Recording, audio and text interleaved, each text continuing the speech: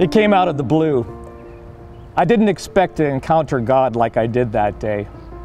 The context was at a large leadership conference out in California about 3 months ago.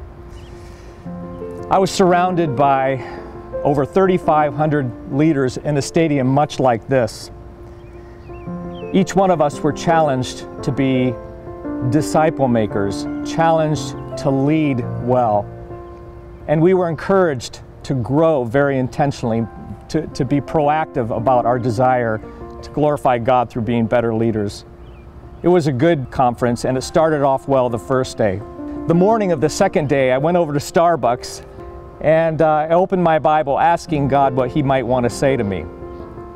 And since the theme of the conference was known, or being known, I opened to Jeremiah 1:5, which speaks about the fact that God knew us before we were formed in the womb. And it was speaking of God's knowledge of the prophet Jeremiah. But I know it's true of who God is, and I know it's true for me and for others as well. So I was encouraged by that. And as is often my practice, I looked for a song on my iPhone music list that would speak about the love of God, not only His knowledge, but His love as well. And I came across the song, How He Loves. Many of us know that, we sing it here. It's one that's become very familiar to us. In fact, I have to be honest that it's so familiar that I find myself not being moved by it as much as I used to be moved by it. But in that moment, accompanied by a fresh new awareness of God's knowledge of me, I found myself reading the lyrics and listening to the lyrics of that song as if I had never heard them before. And it speaks about God's affection for us, God's fondness for us. And I quietly wept in that Starbucks, hoping nobody would really notice that I was doing it. Thanking God, grateful that He loves me like that. So that was a good, powerful moment. So I headed over to the conference and I sat there surrounded again by these leaders and was challenged over and over by some very powerful life lessons and leadership lessons. And it was like drinking from a fire hydrant, as it often is at those kinds of conferences. Well, as the day drew to a close, a very well-known speaker, writer, and author came to the platform and said, "I'd like you to open your Bibles to Jeremiah 1:5. I said, "Thanks, Lord, that's great. That's just a fun coincidence." And so I enjoyed his exposition of that verse and the verses surrounding it. And then as he wrapped up, the worship leader came up to the platform and he said, "I'd like us to continue in an attitude of worship. And so feel free to assume any posture which will help you worship God like you need to in this moment. Whether you're standing, sitting, kneeling at your seat, dancing, please feel free to do that." And in that moment, I felt compelled to kneel at my seat.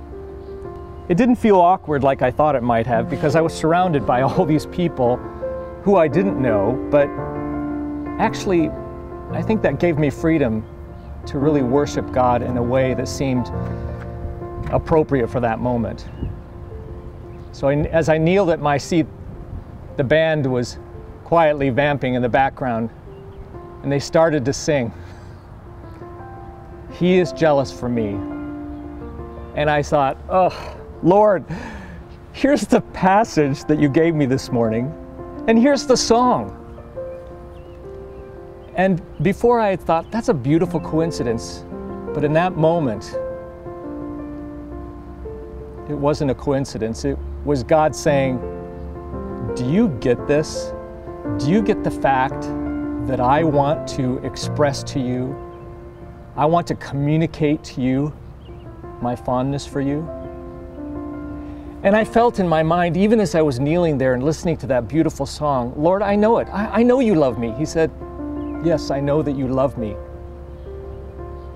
But deep down in your soul, at a visceral level, do you believe that I love you?" And I didn't even have time to respond. The tears came, and again, in the morning, it was quiet weeping, but now it was full out sobbing.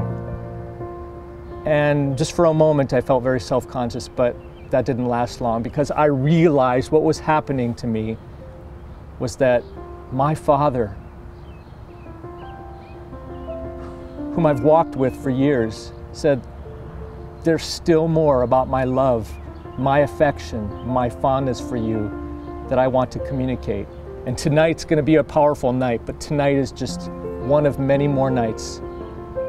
And I got to tell you, that was a game changer. That was 3 months ago. And the feelings have come and gone, but that's not really what this is about. It wasn't a summer camp, mountaintop emotional experience. It was real. It was God telling me that He not only loves me, He likes me. He has deep affection for me. And as that song refers to heaven meeting earth with a sloppy wet kiss, I never liked that lyric before, but I love it because it's messy. I'm messy. But God is crazy about me, and He is so intent on letting me know that. It was a game changer. I'm not the same. I'm never going to be the same again.